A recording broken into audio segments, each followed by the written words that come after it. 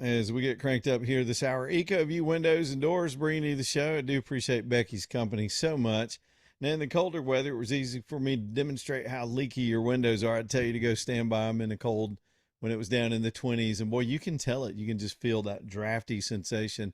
If you didn't do that, it's harder to tell in the summer. You're just kind of clammy. Your house is not comfortable. Maybe you're not cool enough at night and your system is working overtime to keep up with your leaky windows. The industry average is that 35% of your heating and air bill is going out the window if you have something other than these new modern double pane or triple pane windows. If you've got those old leaky windows, and even in a newer house, y'all get this fixed and save 35% on your heating and air bills. It's really important, and they can help you with it, of course, at EcoView. They've got the superior products. They stand behind everything they do, the workmanship, the crews while they're there, even after they're gone. They've got glass break warranties. And one of my favorite things is this 35% savings that they guarantee. Ask Becky Jackson how it works at her company, but they guarantee they're going to button your house up and you're going to save on your energy bills. That even stretches out the life of your air conditioner system. It's ecoviewwindows.com, ecoviewwindows.com. Y'all give them a call and make this investment in your home. Hey, there might even be some tax incentives in that too. Check with your CPA while we're in tax season and see if that is a benefit you can claim maybe on next year's return. EcoView Windows.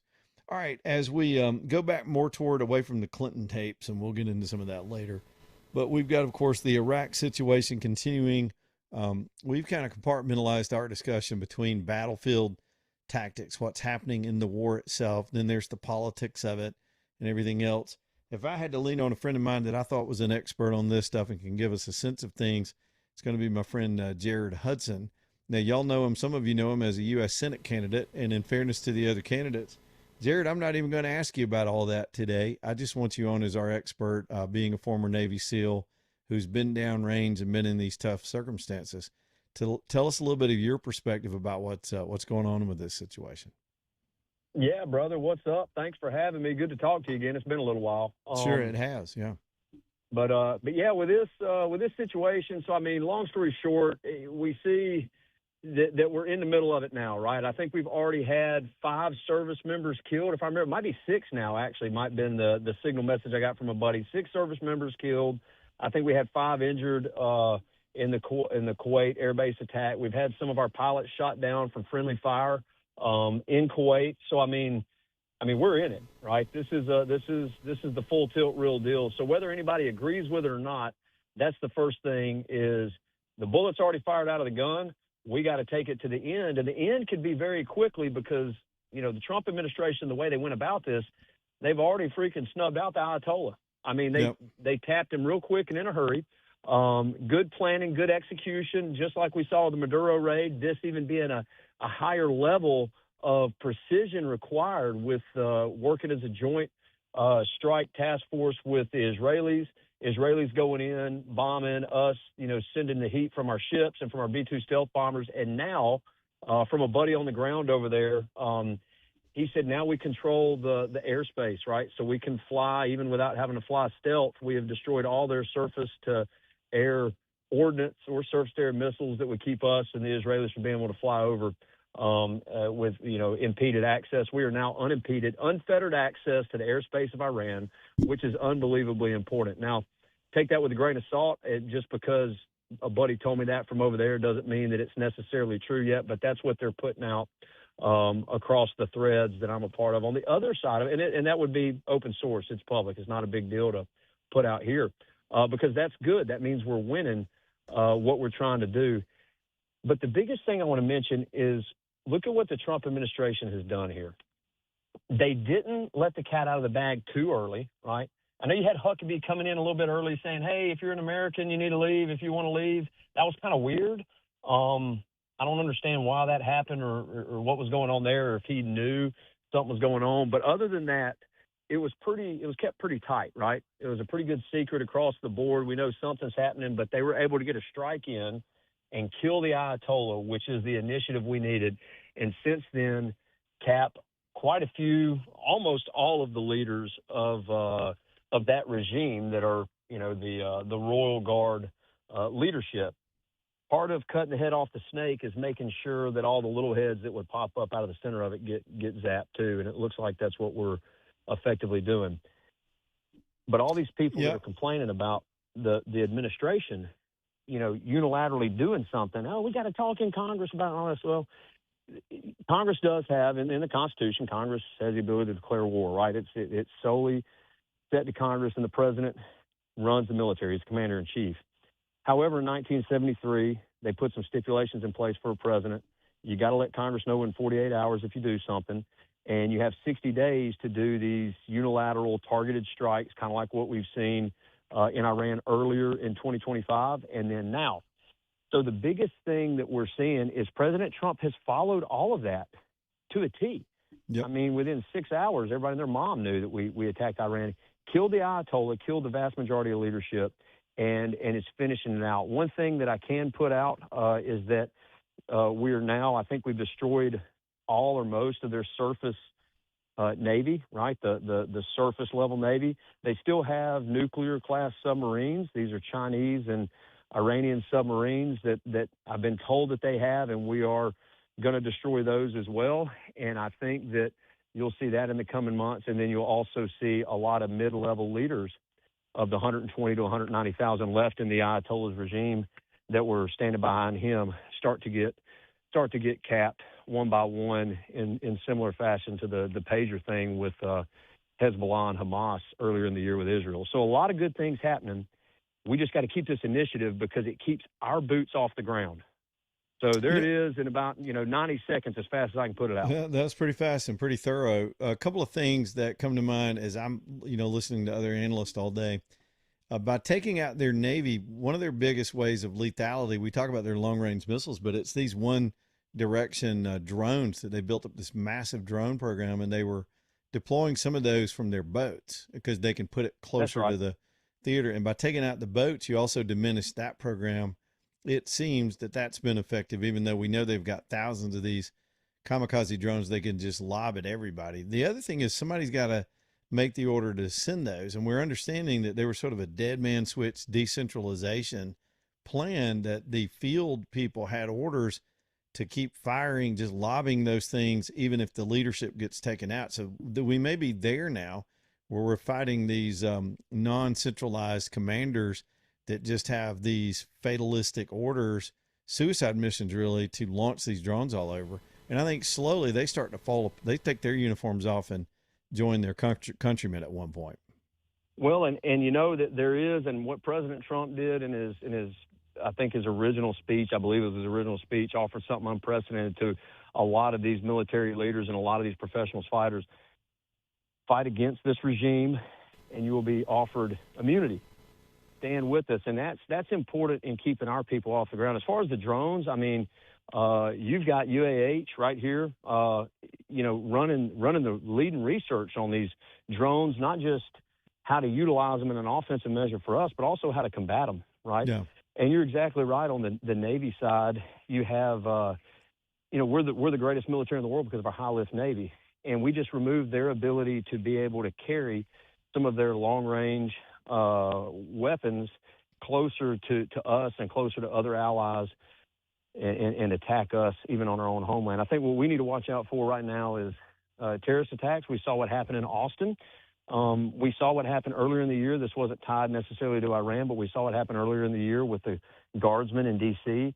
being killed. So we need to be vigilant, and we need to make sure, my opinion is, take a look at pausing all immigration from these, IDC or third world countries, making sure we pause immigration from them, because right now it's a matter of who we're letting in that can impact our populace, our kids, our way of life. But at face value, everything that we're seeing right now, Alabama, and people want to know, how does this impact Alabama? Alabama's a huge part of this. This is our aerospace industry. This is what we're doing in South Alabama with shipbuilding and Airbus and all of the things that Alabama brings to the table that supports the United States of America. We're the arsenal of democracy and freedom around the world. That's why we're bringing the heat right now and smoking bad guys. But if we're going to be that, we got to have states that support that. And I believe that Alabama is the arsenal of the United States of America. So I'm very proud of Alabama and the initiatives that we have that have supported this. Now, here's the crazy and scary thing. We have got to make sure that we elect officials that are not neocons and want to turn this into a GWAT like I fought in, because we can't do another 20 years at war wasting our blood, our money, our time on behalf of others and allowing nefarious players to stand up in regimes just because we get a new executive and they say, okay, we're going to pull out and do something else.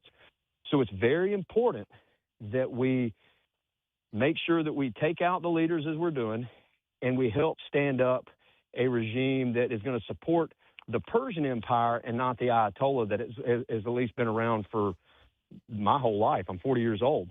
That's all I remember hearing about the Ayatollah. And Rubio was real clear about that today. Our mission is narrow, to take out their military, their assets, their nuclear capability, and it's up to the Iranian people to stand up their next government. We're not there to nation build, and that's the more proper approach. Man. Let me talk to you about the jihad aspect. So this guy in Austin appears to be, I hate the phrase lone wolf, but he was sort of a spontaneous jihadi with a crude plan, and we're lucky he didn't kill more people. But what are your thoughts on, especially with your expertise, on how to do situational awareness when we could have terror cells? We let 20 million people cross that border during the rise of Iran, and we don't know who's here or where they are, supposedly. So what do we do if that becomes operational, if they're more sophisticated style attacks here at home? Yeah, so the first thing is, I think we can, you might have a sophisticated style of attack, but I think that it's going to be more like what you saw in Austin. I hate to say it like that, but you're going to have these lone wolves that are just looking to wreak havoc on the American populace. It is going to be very difficult to run a sophisticated style of attack, United States wide, just because of the vastness of our nation, right?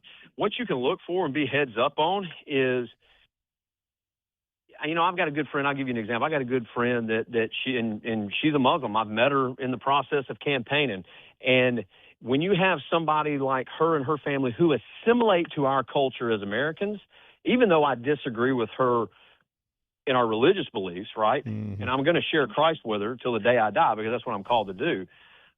But she is assimilated to our American way of life. And that's probably the easiest thing to look at. Do you have somebody that's assimilating to who we are as American, or do you have somebody that is still trying to run based on their ideology? And I use an example. There was in Blount County about a year ago, there was an Iranian Royal Guard sniper that was rolled up. He married a girl from Blount County.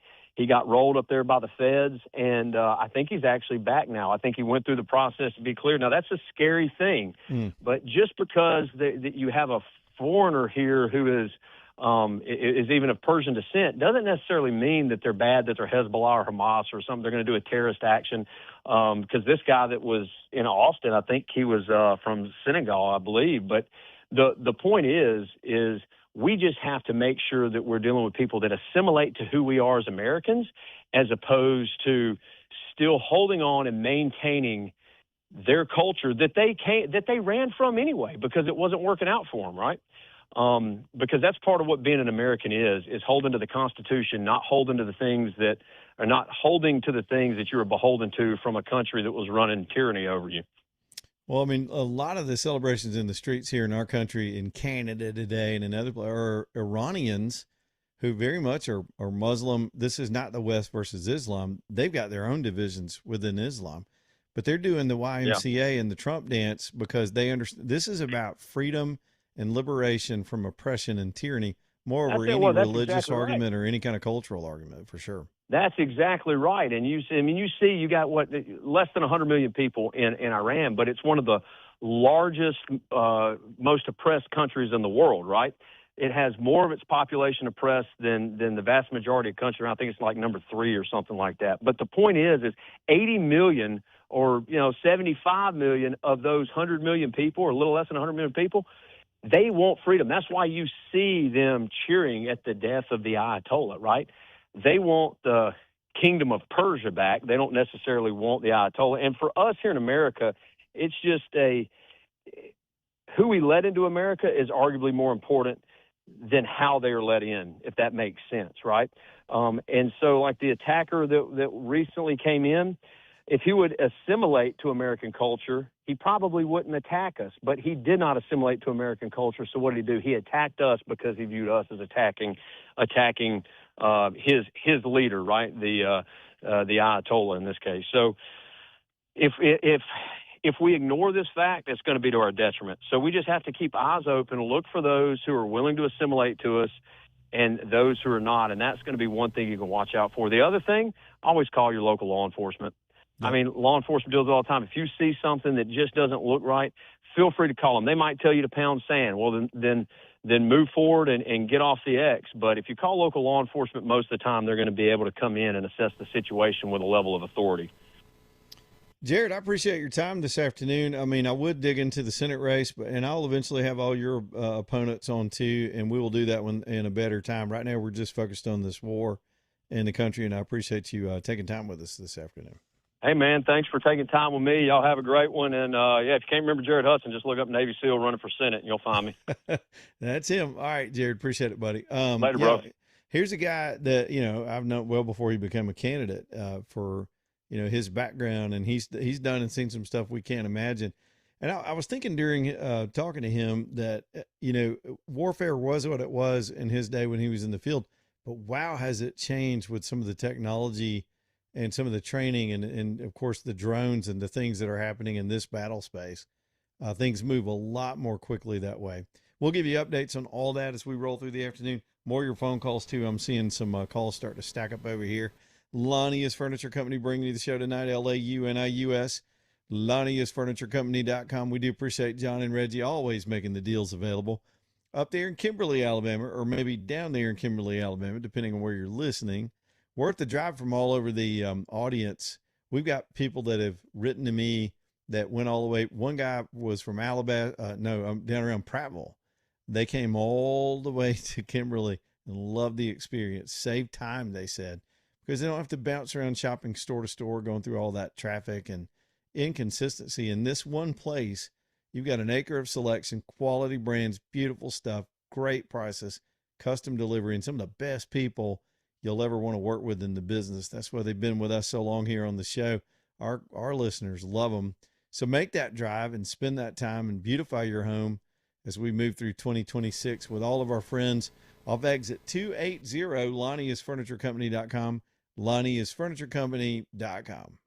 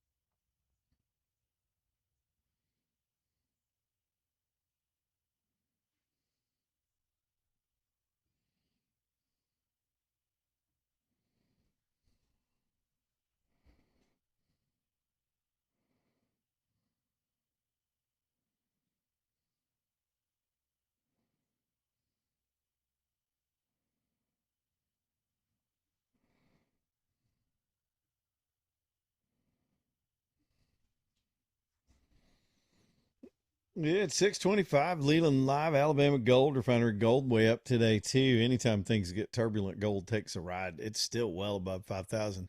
I think it's going to stay there. So if you've got scrap, you got anything, even things that aren't scrap, just pieces you don't wear anymore that have great weight value, you can get maximum cash right now at AGR, Alabama Gold Refinery. This is a fair place to do this kind of trading. You can go there and sell your items, or you can buy gold, silver, platinum. It's a nice exchange. They'll even trade with you from one medium to another. Just talk to them and see what exactly it is you want to do. You'll find Steve to be super knowledgeable, very fair. It's a safe location, centrally located right there in Homewood across from the Big Tall Regions Bank. It's Alabama Gold Refinery, AGR, alabamagoldrefinery.com. All right, AJ, is Ken or Darwin, either one of them still there? We'll go to the phones. We'll start with Ken. If he's still there on line 2. What's up, Ken? AJ, is Ken there? I guess not. Is Darwin there? Let's try line 4 then. We'll go there. Yeah. Want to be fair to the callers. There's Darwin. All right, buddy. What's up, man? I just want to talk to you about a couple of things here that, that's been touched on but really haven't been talked about. The Iranian drones that's going to Russia may be cut off or slowed to a trickle. It won't be an endless river. That's got to put pressure on the peace talks going on between Ukraine and Russia. And twice now, China and Russia built air defenses have failed to stop our Air Force or Navy forces. And their Chinese and Soviet-built and Iranian-built missiles are still being intercepted at a high rate. And financing to terrorists all over the world is being cut. And one thing I've been holding my breath on all weekend, no Iranian drones or missiles have been fired from Venezuela. And you got to be careful. I kind of hurt my heart, when Terry Sewell decided to act up. She's got to be some kind of strategic idiot, just uneducated. Okay, I'm unfamiliar. What did Terry Sewell do? I don't know what you're talking about. Oh, she was one of the first ones to holler she's going to Washington to do a War Powers Act on she's President an idiot Trump. in a district that's drawn. She's not getting anywhere with that. She could be the most ineffective person in all of the Congress. So, yeah, yep, she gets nothing done. She still gets her little program shots, and that's okay. I don't even like somebody from Alabama to come up and say something like that. I mean, really, Trump has derailed World War III. They were on a train pushing us toward World War III. And Trump has derailed that. He's took out one of their pillars. It was one of the things I discussed. You probably didn't hear the opening of the show, but I talked about the bigger game here. Thanks, Darwin. I appreciate it, man. I got a boogie to the bottom. But yeah, this boxes out the Chinese in a way. This is about China. They've just gotten cut off from both Venezuelan and Iraqi oil. They were buying 90% of the oil from Iraq. Not 90% of their oil came from Iraq, but they bought 90% of the Iran's production. That gave Iran money to commit terror. The Chinese got it at a discount because they're buying black market oil and having to smuggle it around the world, which is they were doing. They were also doing it with the Venezuelans. That puts them at a huge disadvantage in their prospects for, one, keeping up with our AI production and the things that are happening here in manufacturing, dealing with us on that front, but also their war plans for Taiwan.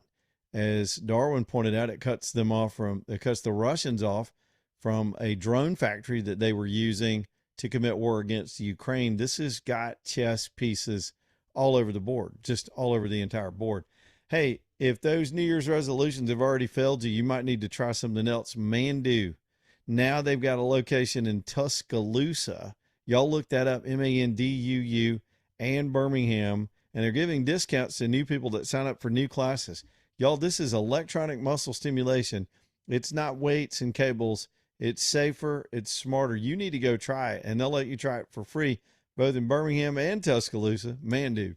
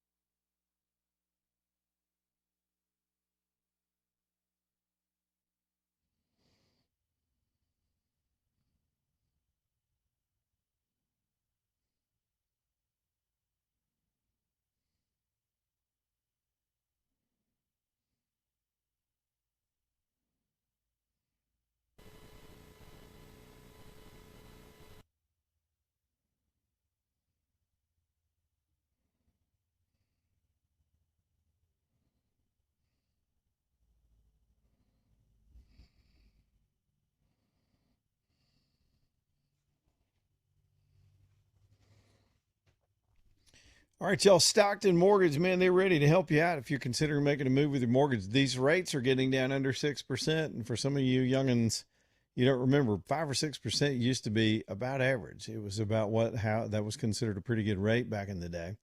One day we may see the 3s and 4s again, but that'll have to mean we have another housing collapse. We'll have another economic crisis, and we don't want that either. So they are where they are, and I do think they're going to continue to float down. You need to look into, if you've got high credit card interest and all that, just consider using your mortgage to actually pay your debt back. You can pay it back in a more reasonable way, in a way where the payments are actually going toward your debt and not revolving interest that's in the 20s or something like that.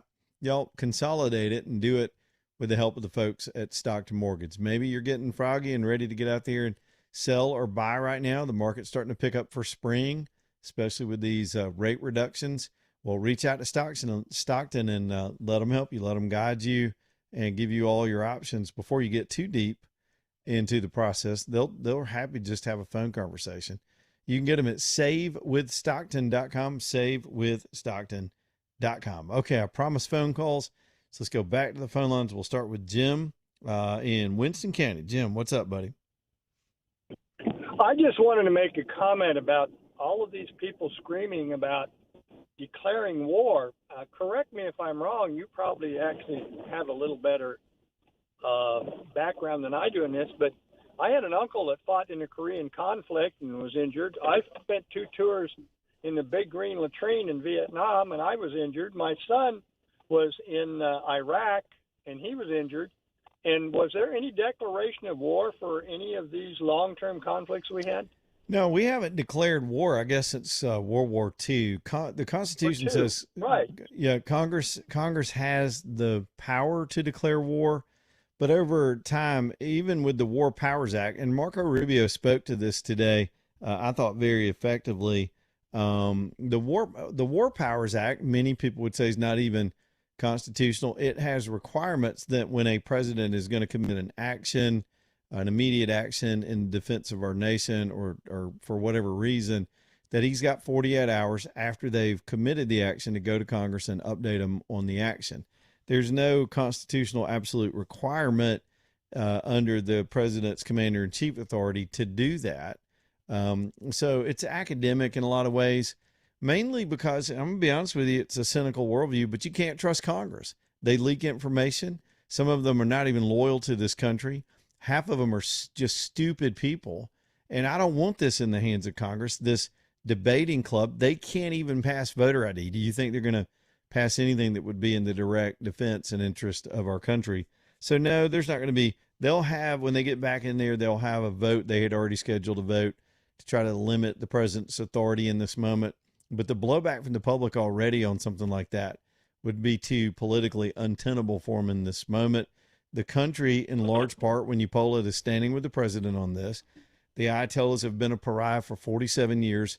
We are 2 or 3 generations deep now in this regime, and people understand what they're about. The only whiners about this are just political opportunists who hate the president, and they don't have a leg to stand on. So, no, all that's just an academic exercise in how we go to war as a nation.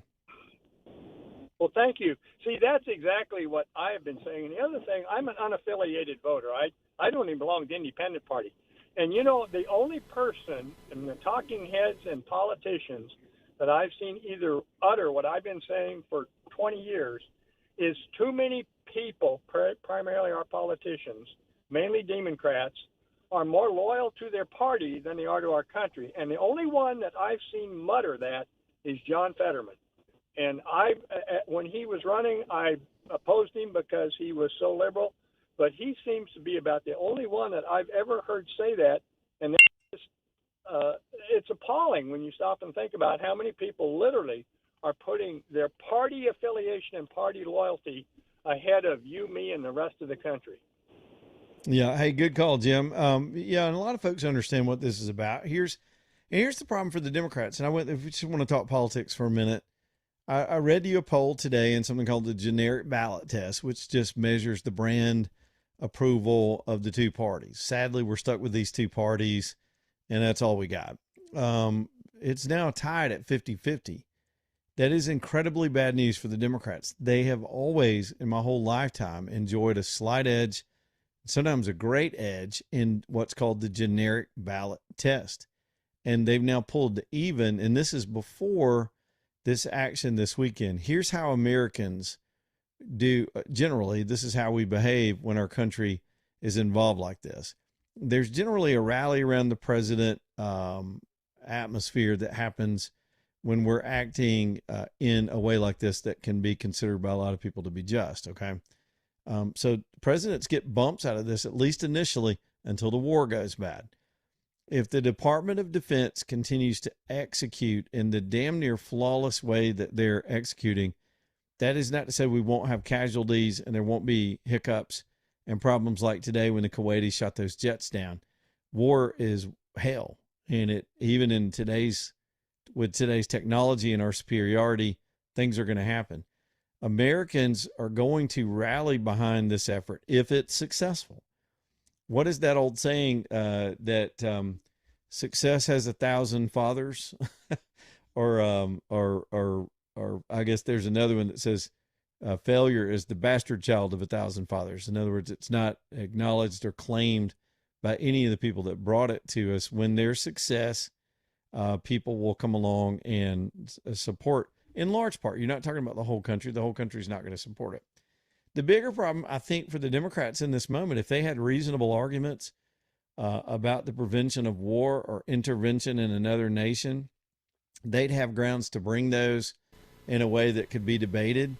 But these people have become so neurotic and maniacal in their opposition to Trump that they, again, I brought it up Saturday when we were doing our live coverage. They're opposed to a ballroom that's being paid for by private money. They're opposed to the hockey team having a gold medal and the country being proud of them so that they go to the White House. They're opposed to everything. And so now their cry wolf opposition that has been nonstop, their manufactured scandals, their phony prosecutions, the phony arrest and conviction of Trump, trying to put him in jail, all the things that he did, raiding his house, two times, three times, if you consider the recent event, there have been attempts on his life. They're out of criticism. Well, let me rephrase that. They're out of credibility to criticize, because when they're so petty and petulant as to oppose every single thing that normally Americans sort of agree on, they're not going to be listened to on this. I believe the anti-Trump fatigue is kind of set in. And now you see, because we're seeing it today, we're seeing some Democrats come out and go, wait, look, hey, I'm not a Trump fan. I would never vote for him, but this guy was right on this. The Ayatollah is evil. His regime was evil. It is the definition of evil. That's not even a slur the way we throw around Nazi and Hitler in our society nowadays. And by the way, those slurs are an insult to the millions of people that were killed by the Nazis. That complete insult and ignorance of history. In our modern time, we've never seen a regime that resembles Nazi Germany more than the mullahs in Iran. And they've been around for 47 years, screaming death to America and trying to act on it. And so finally, we hit a point where we had both a danger level and a president with the courage of his convictions to take the risk. It's a massive risk, even with our superior military. And so far, we're ahead of schedule on our timeline and developments on the ground. And I hope it stays that way. Listen, I don't look at this as the outbreak of war. I'm not spinning right now. I'm telling you deep from my heart what my convictions are about this. I look at this as an outbreak of freedom in the world and a redrawing of the world map, ridding us of some pariahs like in Venezuela. I believe Cuba is next. I think this is going to settle in fine. Thousands of people have been in the streets being shot and killed and defying their own government. Why do you think those people are so motivated? Because they want their country back. They want it to be the opposite of what it is now. And if given the chance, I think they'll do the right thing with this country that predates us by thousands of years. Absolutely, they'll step up. The Iranians are smart, sophisticated people, and they're tired of living under this oppressive 700s era regime. They're in the Stone Age because of this regime, and they want to be part of the world again. And honestly, their fellow Muslims all over the Middle East are cheering for them right now. And it's been an amazing thing to watch. This is the sun coming up in a dark part of the world. This is not just war and violence. Sometimes it takes somebody with courage to do the job to free those people. And this is a rescue.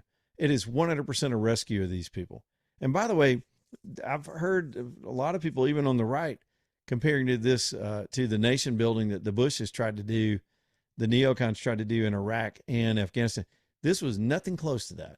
This is not even the same country. It's completely different dynamic, completely different threat, decades of history with these people, violence and death, easily demonstrated.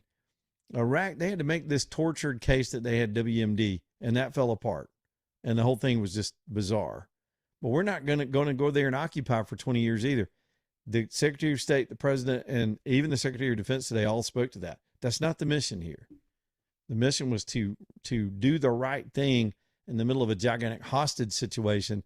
And 90 million people in this country are now free that were not free 48, maybe 72 hours ago. Let's get Kyle in here real quick on line 4. What's up, Kyle? Hey, what's up, Leland? No, I'm like you and everybody else. I mean, when I saw what had happened, I was like, oh my gosh. But then as more and more came in, I was like, great, I'm happy. And the message that I like is if you let us fight the war the way we want to fight it, this is what'll happen. It'll be over quick, or we'll do our damage. We'll do what we need to. We'll try to minimize casualties. But the one lesson I like from this is it's basically sending to the world is, we're the head warrior chief. We're the merciless God of anything that stirs in our universe. You screw with us, you will feel our wrath. And we try to be nice about this, but you guys wanted to poke the bear, and this is what happens. The question I have for you, of all the people that have come out against Trump and against this invasion, left I'm not worried about. They're always like that.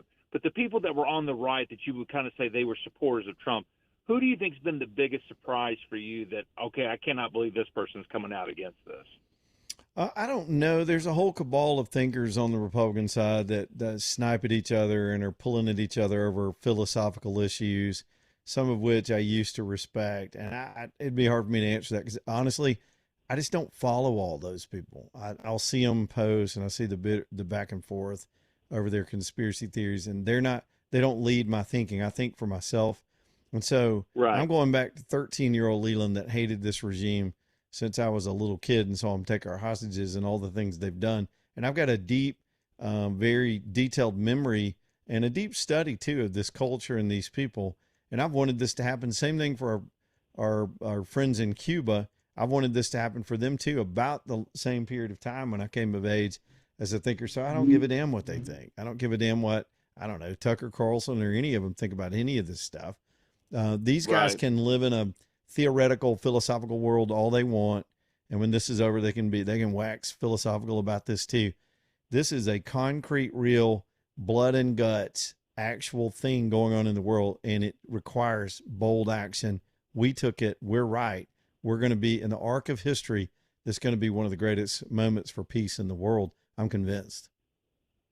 I totally agree. And like you said, it makes you wonder all these other places like Cuba, like some other countries where they're starting to think, okay, well, or what is Trump going to do with us if we, maybe we should go to the negotiation table because we saw what he did to Iran. But I think what's really just amazing me is the people that you see out there that are anti-Israel that are now trying to say, oh, we got into this because of Israel. But I think in your monologue in the first hour, and you've been saying it all night, no, this has nothing to do with that. We have our own history. If this was just about Israel, you would not see the Saudis and the Qataris and UAE and these other countries being involved. They're involved because they understand regionally what this means. They have been threatened and intimidated and sniped at and undermined by this country for almost 5 decades now. They get the issues at hand. Does this help Israel? Immensely. Israel put up their own fight in this effort, and good for them. But this means the Abraham Accords could get agreed to, that you won't see another Gaza situation, that Lebanon could also become free. Lebanon was a beautiful, free, it was the Paris of the Middle East in Beirut until the radicals took over that country. And a lot of that had to do also with what's going on in Iran. There are connections in that region that Americans just don't get. Hey, thanks, Kyle. I got to hit a break here, but good questions. Man, I could go off and I will, and I got the rest of the week to do it. But no, this is a moment. This is a dumb analogy, but I'll try to make it anyway. I was trying to think of a way to put it in kind of a pedestrian level. So you're walking through a parking lot, right? We're walking through a parking lot. I'm strapped. I got a gun. I got a concealed weapon. I'm walking through the parking lot, and a woman is being beaten to death in the parking lot. I've got the ability to save that person. What's the right thing for me to do? To just keep walking because it's not my problem. It's not a threat to me. I don't want to get involved. It could be dangerous if I do it. I mean, if I miss, this guy could attack me. The mistakes could happen. Innocent bystanders could get hurt. What's the right thing to do? Sometimes you just got to do the right thing and act, especially when you're the unique person in the world, the United States, to act on this with the authority and power that we have. There's not another nation on this planet that could pull off decapitating this regime and freeing 90 million people out of this country that's been oppressed for 47 years. It is the Hitler dynamic. If we could have taken out Hitler early and saved all those lives, we would have done it in the 30s. But there wasn't foresight, and the same damn arguments are being made. It's not our fight. It hadn't anything to do with us until it grew out of hand and we had to get involved, and it was too late. We were on that path. We were on the path of a mass casualty incident that would shock the world, and we stopped it. Freed people at the same time. You damn right it was the right thing to do. Ox Foundation Solutions bringing you the show tonight. oxstrong.com. Y'all, make sure you reach out to them if you suspect anything with your foundation issues, and it can creep up on you, or it can be kind of obvious. It comes in a lot of forms: water intrusion, cracks, and weird stuff, doors that get stuck. Stay on that. Don't let it creep up on you too fast. oxstrong.com. This is the professional company that I have trusted for years on my homes, and of course, thousands in this audience, to come over and give you a little health checkup or fix it, whether it's a crack or shift or water intrusion, mold. Here we go with humidity. Summer will be here before you know it, and then you got to deal with mold possibilities, spores and allergens in the air in your home. Don't deal with that. Let Ox fix all of it. They do all of it. Encapsulation too, to prevent all of that from coming back. It's oxstrong.com. OX. Reach out to them online and get them over to your house. oxstrong.com.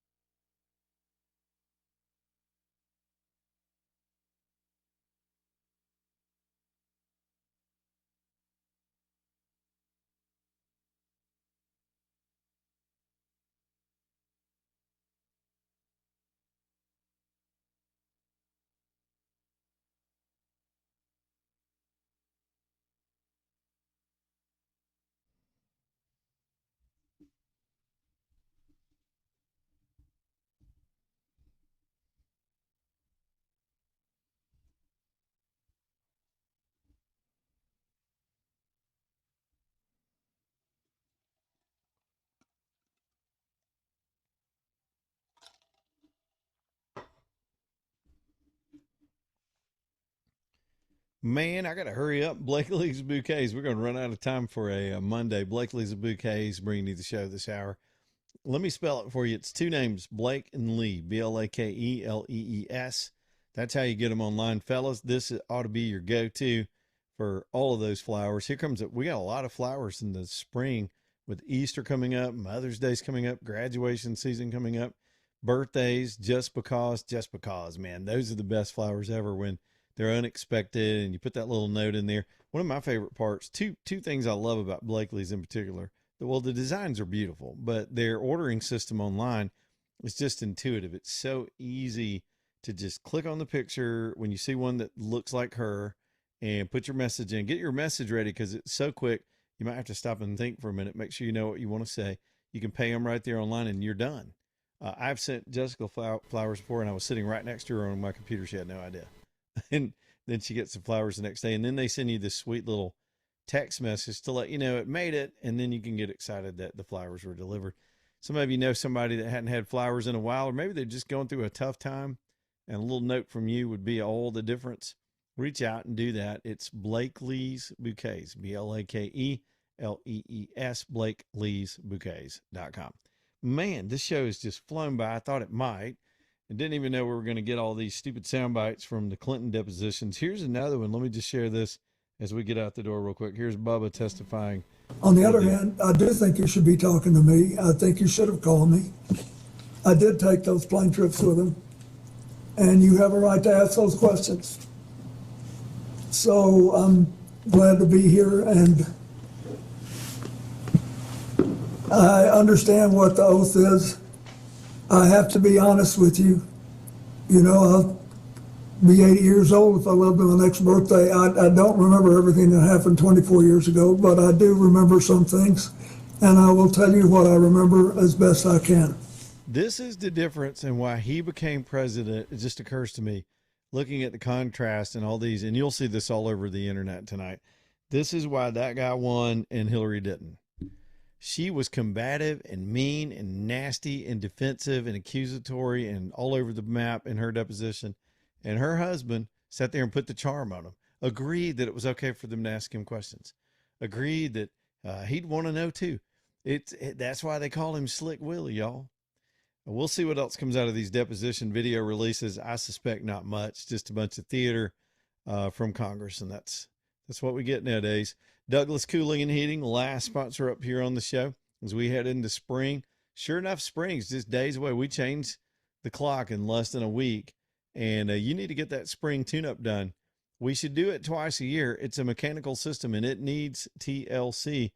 It'll save you on your power bills. It'll make that thing last longer, so a little problem doesn't become a big problem, just like with your automobile. Douglas is the company I trust and have trusted for almost, a little over 16 years now. Are you kidding? Yeah. Call Douglas.com. CALL Douglas.com. License number 2017181 for anything you need with your heating and air, replacements, emergency work, and of course, the seasonal tune-ups. Check out that care package too, and see if you want to sign up and just make this automatic for you with my folks at Douglas. Call Douglas.com. Call Douglas.com. Stay tuned for Breaking Bread. We will see y'all tomorrow. Goodbye, AJ.